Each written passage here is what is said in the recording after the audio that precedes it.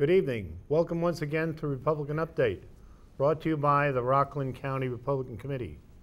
My name is Vincent Reeder, and I'm the chairman of the Rockland County Republican Committee.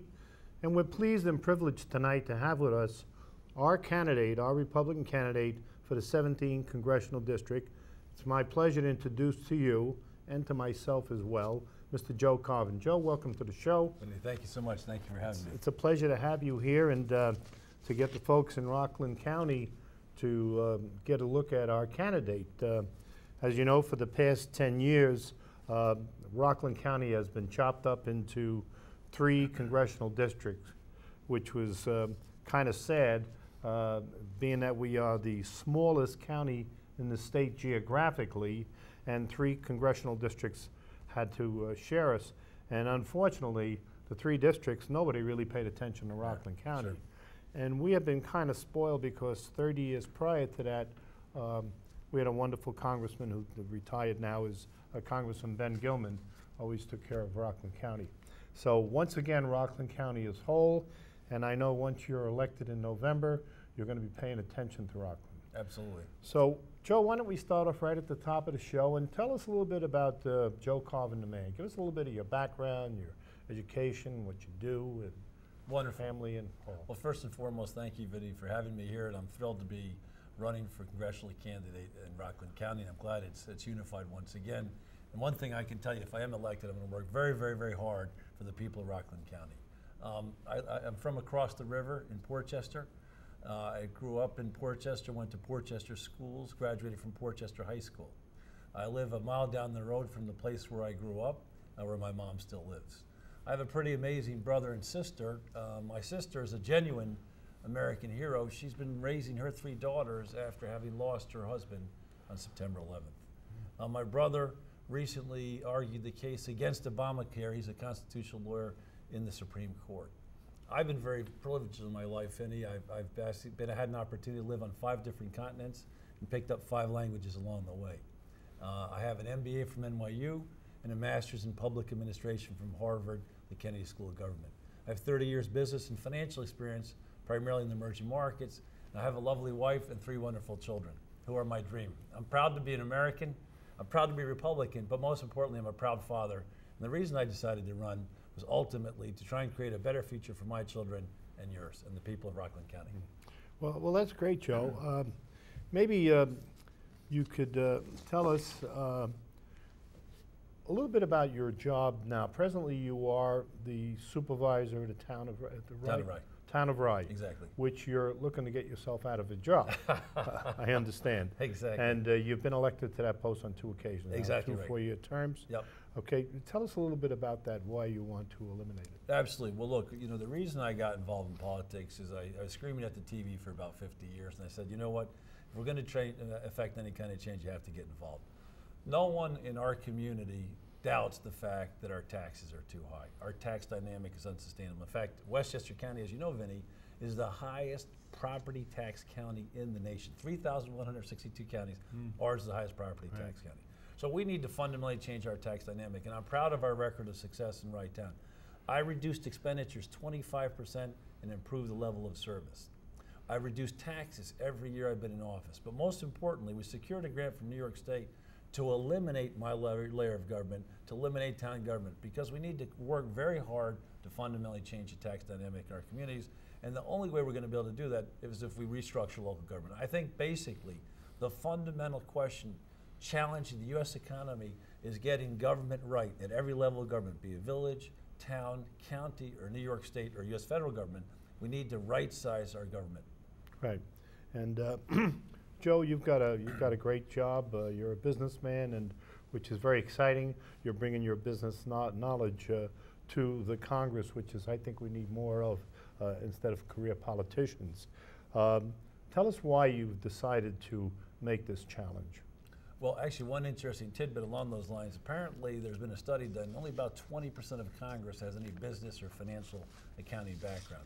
But I'm running, Vinny, because I'm deeply concerned about the future of our country. I have no confidence that the career politicians in Washington are going to enact the fundamental reforms we need to enact in order to recapture the jobs we've lost and create the jobs of the future.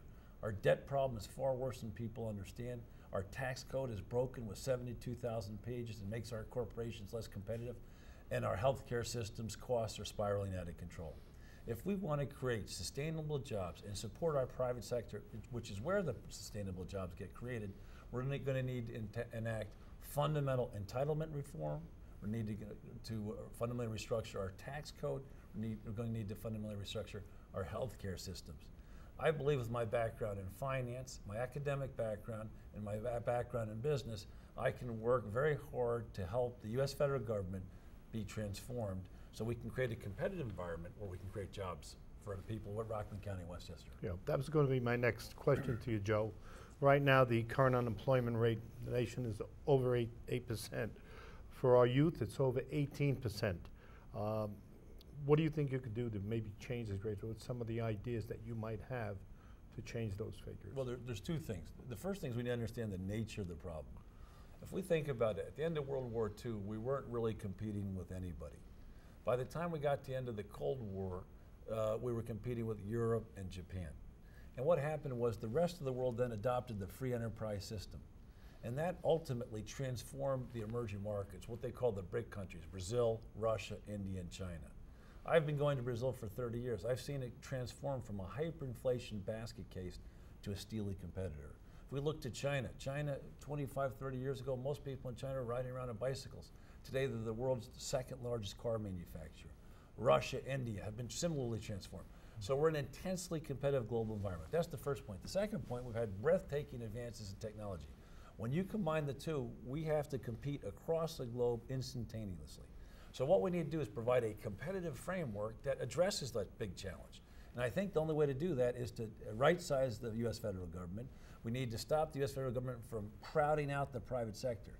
What we want to do is support the private sector, not demonize it. Right. In your mind, what do you feel is the most important challenge facing our country now? Well, look, at the U.S. federal government level, there's no doubt. If you think about it, Admiral Mike Mullen, former Joint Chiefs of Staff head, said our #1 national security threat is our debt. Our debt is a net. If you look at President Clinton's former Chief of Staff, Erskine Bowles, who headed up the Simpson-Bowles Commission, he's recently been quoting and saying, if you allow Congress to do nothing, they will do nothing, and as a result, the United States will become a second-rate power. I'm not prepared to sit by and let that happen. If we look at our debt problem is far worse than people understand. If the U.S. federal government were a private sector company, they would have to account for the obligations and promises they made to us via Medicare and Social Security. That would leave us with $60 trillion in unfunded liabilities. That translates into $250,000 in debt for every man and woman and child in America. I've got 2 young daughters. They're starting life with $250,000 in debt before I spend 1 penny on clothes, 1 penny on food, and lots of pennies on college. That's no way to start life. Right. Right. Well, Joe, what's some of the solutions that you think you could bring? Well, ultimately, I think first and foremost, we need to reform the tax code. It's far too complicated. We need to broaden the base and simplify the tax code to make our corporations compete.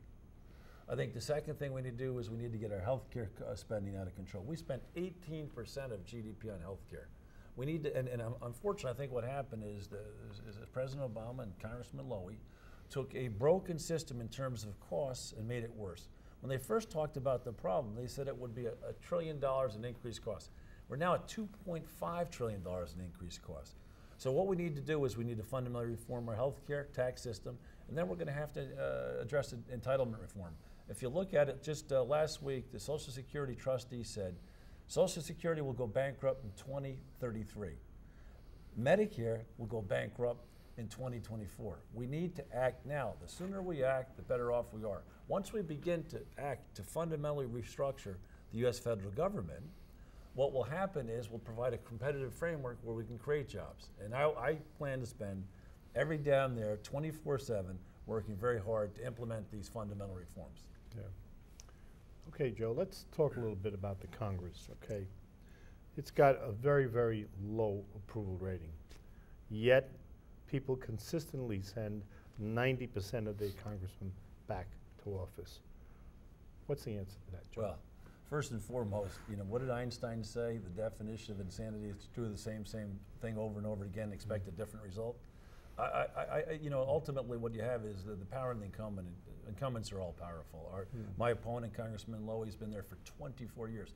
She was there for the last year of the Reagan administration. The world's transformed dramatically around her. Yet year after year after year, she's reelected. So ultimately what we need to do is we need to get the message out.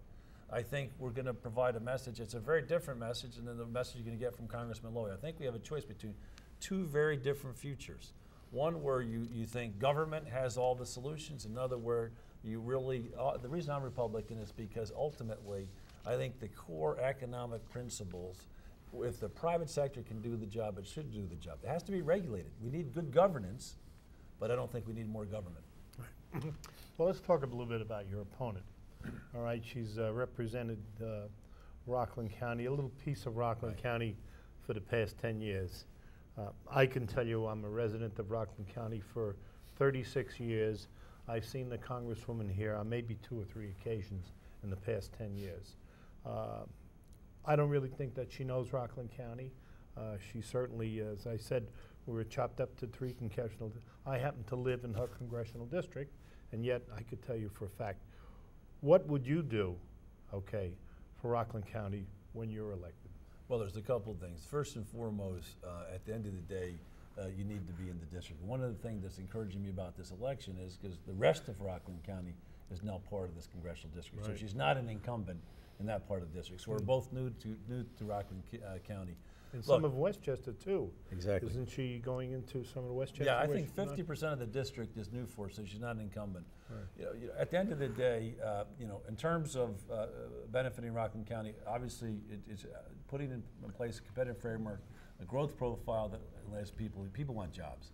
The #1 issue in everybody's mind is jobs. The second thing is Tappan Zee Bridge. We need to show leadership on the Tappan Zee Bridge. There's absolutely no doubt in my mind that she's dropped the ball there. We just found out that the $2 billion loan that was promised is not forthcoming. I would not let that happen. The third thing is work hard. You know, I'm a young guy.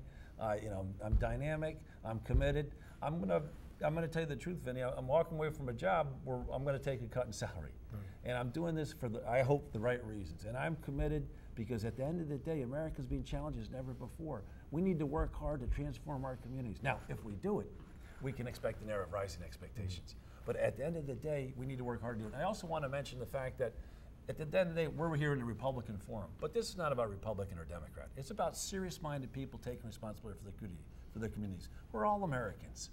No, Democrat or Republican.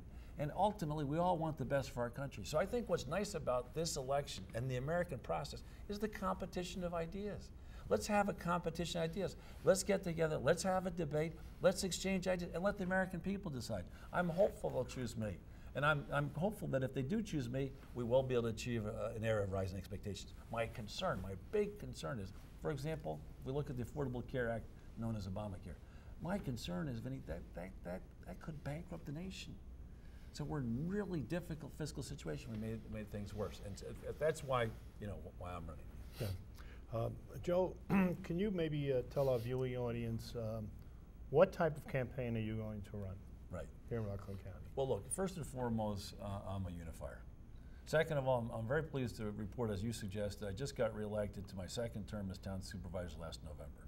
I was elected with 62% of the vote in a 2-to-1 Democrat-Republican district. You know, the kind of campaign I want is an ideas campaign. I'm making a pledge here not to demonize Congressman Lowy, and I hope she'll do the same for me. The issues are far too serious, far too complex not to treat them seriously. I have to say, one of my big disappointments is that the challenges facing our nation today are far more complex, and the quality of the discussion is very stale. And I want to basically have adult conversations. Let's let's agree to disagree. Let's have an exchange of views. Let's put our views out there, and that's what I want to do with my campaign. I want everybody to know at the end of my campaign, ultimately what our fiscal situation is, and ultimately I want them to know the severity of the problem, and let them choose a future for that they want. Right. Well, I could see that you're probably going to run an aggressive campaign. I know you've already made arrangements to open up a campaign headquarters here in Rockland County, which has never happened before. Oh, great. And I know you're going to be working very closely with Senator Larkin and some of our assembly people. And I think that shows your commitment that you're not going to ignore this part of your district. Now tell us a little something about, you're looking to do away with your job as town supervisor, okay? Now, will that be a tax savings to the folks in Rye Town? Yeah, look, I mean, you know, in politics. I know you don't draw a salary there either. That's exactly you give right. Up your salary. Very commendable of you to do that. Thank you so much. Well, when I entered office, I said I was going to reduce taxes in the town of Rye to zero. And I said, I'm not going to take a salary until we can do that. We would have achieved it if it hadn't been the bad economy, but we haven't done it, so I haven't taken a salary. That was my commitment to my constituents there. Look, when I started in business, there were 6 money center banks. I started at Manny-Hanny. There's Manny-Hanny, Chemical, Chase, J.P. Morgan, Citibank, Bank of America. 4 became 1. And they would not have survived if those 4 hadn't become 1. Now, New York State is the opposite. There's 14,000 overlapping entities. Unless we restructure our local government, we can no longer afford the government we have. So I'm pleased to announce that we've taken a historic lead to transform our local government. And I'm very hopeful that we'll be able to do that, because ultimately the whole goal is to fundamentally change the tax dynamic in our community. If we can't do that, at the end of the day, you know as well as I do, Vinny, as I do, Vinny, only the rich and the super rich are going to be able to continue to live in our communities if we don't transform the way we do business. Right. Well, I think we have an excellent opportunity. I feel very confident that we're going to maintain a majority in the House. What do you feel you could do in your first 6 months when you're elected to Congress? And hopefully we'll still be in the majority, and I think we will be. Well, I think actually that's an important point, right, because I know a lot of my Democrat friends, independent friends out there, you know, why vote for Joe Carvin? Well, first and foremost, I fully expect that we'll continue to be in the majority. I think all the political pundits. So if you want to have some influence on the Republican majority in the House of Representatives, you know, I'm your guy. Because I don't think to sit there in the minority is, you know, it's not terribly effective. So I think one thing is that offsets her 24-year incumbency is the fact that I'd be sitting in the majority, have a real role in terms of influencing the Republican House of Representatives. That's the first point. The second point is, and my commitment is to represent every member of our constituency. You know, as I speak fluent Spanish, my wife's African American, my children are mixed race. You know, that's what I love about America. The people organize around an idea. In terms of the things I did in the first 6 months, first thing I want tax reform. As you may have heard, we got Tax-mageddon coming January 1st, unprecedented historical increase in taxes. What we need to do is we need to reform the tax code. There's bipartisan support for this. We need to rationalize it to make our economy more competitive. And then the second thing I do is work very hard to reform the healthcare system, because again, I think we've moved in the wrong direction rather than the right direction. Of course, I would love to cover every American, but I think President Obama's mistake was to try and put through far-reaching reform in the depth of a horrific, the Great Recession. So eventually we may be able to get there, but right now we need to right-size our economy, and I'm terribly concerned that that will add to the fiscal burden. Yeah. And I don't know anybody that read that health bill. It's 2,200 pages. The only one I know that did read it, that was a guest on our show, was our former Lieutenant Governor, Betsy McCoy. Yeah. She read it cover to cover. Yes. Well, that's great, Joe. And obviously, to your credit, you've shown that you can reach across party lines to get folks to vote for you. Yep. You did it in your town, and yep, obviously you're showing the type of campaign that you're going to be running here, that you can reach across the aisle, and we do. And you're running, and I like what you said, you're running as an American. You're not running with a big capital R Republican on your back or a big capital D as a Democrat. You're running for the people, okay? And we're certainly here to help you. Why don't we talk a little bit about your campaign and your campaign staff? You've already staffed up. I know you've hired some professional folks already. Yep. Tell us where your campaign is at this point in time. It's Sure. still early on. Yep. Well, basically, you know, I'm very pleased. You know, Rob Astorino ran a very successful race to take over the county executive, and he's, again, I think worked very hard to reach out to all demographics, and also has done a very good job in terms of holding the line on taxes. Right. No one expected him to win. We've got some of his team there. We have some of the team that worked on the Bob Turner race as well, with an upset victory. So I'm very, very confident. We've got a very, very strong campaign team in place. I'm going to, you know, contribute money to the campaign. We've started raising money. You know, one of the reasons we talked about incumbents staying in place is these become $2 and $3 million races, and it's extraordinary. So I can't thank you enough for having me on this TV show, because my whole goal is to get the message out, have, as I said, a competition of ideas, and let the American people decide. I think when you don't trust the American people, you make a mistake there. I think the American people are looking for truth, leadership, and solutions. And I'm fundamentally committed to providing that to the American people, or the constituents of Rockland County and Westchester County, and let them make the decision. Well, I was pleasantly surprised. I attended one of your fundraisers recently, and as I said, I was very pleasantly surprised. There were a number of Democrats that were there that had no problem writing you a check.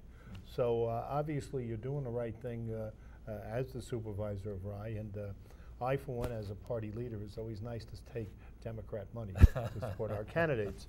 I think you're on the right track. I think you're going to do very well here in Rockland County, and we're going to see more of you, Joe. Yep. You got a little primary coming up, which Yep. I'm sure we'll take care of on June 26th. Yep. And I'd like to have you back again on the show so we can talk some Right. more about Sure. that as we get closer to the date. Right. Now, is there anything specifically that you would like to tell our viewing audience? Well, look, at the end of the day, I love the United States of America. You know, one thing when you live overseas, you're challenged in ways you don't think. Your way of life is challenged. I love the fact that we're organized around an idea. Jews and Gentiles, blacks, whites, Latinos, we can all come around and call this place America our home. That's what I love. And so ultimately, I'm desperately concerned about the future of our nation. And you know, and I'm running to help the poor. I'm running to help the middle class. You know, the biggest task on the poor is inflation. And so we need to work hard to create jobs for all of our constituents, all of our people, because we're in a horrifically difficult, competitive global environment. And I think that ultimately America is strong. I have no doubt about the future if we make the right decisions, but we really need to make the right decisions. And I think it's incumbent on me as a candidate, but to put the information in front of the voters and ultimately let them decide. And I'm very confident, the same way they did in the town of Rye, if they believe that I have the right future, the right path for them, and ultimately I'm very hopeful that they'll vote for me. And then if we get in power, I really think I want to transform our community. Begin here, New York, obviously to the congressional, New York State, and I think that we can create a beautiful and wonderful future for another 100 years of American preeminence in the world today. Right, and you are committed, as you had told me on a number of occasions, of opening up a district office right here in Rockland County. Absolutely. Which will be available to the people, which we haven't had in quite some time. Just to back up a little bit, Yep. We mentioned the Tappan Zee Bridge before, Yep. and you're totally correct. Your opponent really dropped the ball on this. What do you think you could do to help to revive that? We're going to get that bridge done, or what? Absolutely. No, it's essential, right? It's already passed. It's passed. It's a very sore point in Rockland County. I mean, I hit that bridge 4 times a week, and I know what it's like. No, absolutely. So we've got to do something. It's fundamental. You know, again, I fully expect that we'll have a Republican majority, so that gives me a real advantage there. That'll be one of my first things to do. And obviously, it's a big jobs creator. It's terrific. This, in fact, the stimulus plan. If we look at the stimulus plan, I was watching last night. Out of the $700 billion, only $60 billion was for infrastructure. Now, and it didn't create the jobs that people expected. It should have been $700 billion in infrastructure, because that makes every one of our communities stronger. So you don't hear shovel ready anymore. Exactly right. So this is vital infrastructure for the 2 communities I'm representing, Rockland County, Westchester County. And then I will work 24/7 with the Republican House, with anybody that's elected to make this happen. And again, I've got to prove that I can work across the aisle. The study to eliminate the town of Rye, I was at the forefront of that, but I had to work with the mayor of Portchester, the mayor of Rye Brook, the mayor of Mamaroneck, and create a coalition. And they were from different parties, but who cares? Right. You know, because we're all with the same goal, is to make our government more efficient, more responsive to the people. Right. Okay, let's just spend a moment to talk about the rest of your district. We know we have all of Rockland County. What are some of the towns, what are all the towns in Westchester that you'll be representing? So we start with the northern half of the town of Rye, Portchester, Rye Brook, White Plains, Peekskill, North Castle, Greenburgh, Yorktown, Yorktown Heights, So basically, northern Westchester. Northern Westchester Yeah. County, okay. I know you're planning on setting up a district office as well in White Plains. in Yeah. White Plains. Yeah. Okay, that's Yeah. great. Yeah. Joe, believe it or not, we're almost at the end of our show, and we're going to look forward to have you back here again. And would you like to tell the folks about your website, and if anybody likes to volunteer for your campaign, can you give us some telephone numbers where they could reach or who they can contact? Yeah. Yeah, absolutely. So, well, the website is www.carvin2012.com. So it's Carvin 2012. My name again is Joe Carvin. If you just Google me, you'll see the Joe Carvin for Congress. We're just getting the district office, so we don't have telephone numbers yet, but we'll have those for you in the primary. And if you send an email via our website, we can do that. Okay, we're going to put your all your details on your website up on the credits at the end of the program. Wonderful. And believe it or not, Joe, our program is just about over, and I want to thank you. You've been a most informative guest, and we hope to have you back real soon. And Thank you very much, on your Chairman. campaign. Thank you so much. Thank you for your support. I appreciate it. And thank you for viewing us on, once again, we're here every Tuesday at 7 o'clock. We accept your comments, and if you need any assistance, our headquarters is open every day from 12 noon to 3 in the afternoon. And on Saturdays, if you need any assistance, we're there from 9 a.m. until 12 noon. Our phone number and our address is going to be on the screen in just a few moments. Thank you for listening, and thank you on behalf of the Rockland County Republican Committee. Thank you. Thank you.